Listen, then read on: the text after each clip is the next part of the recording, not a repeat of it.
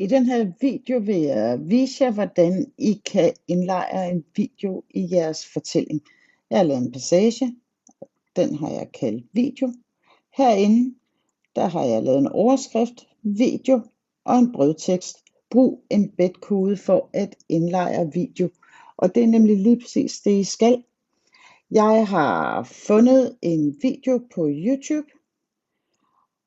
Når jeg åbner den op, så får jeg muligheden hernede for at dele den. Hvis jeg klikker her, så ser I det link, vi plejer at bruge, når vi linker til en YouTube-video. Men den kode, I skal have fat i, det er den, der ligger under indlejre, som er det danske ord for at embedde. Jeg åbner op, og så kommer der sådan en lidt længere klamance.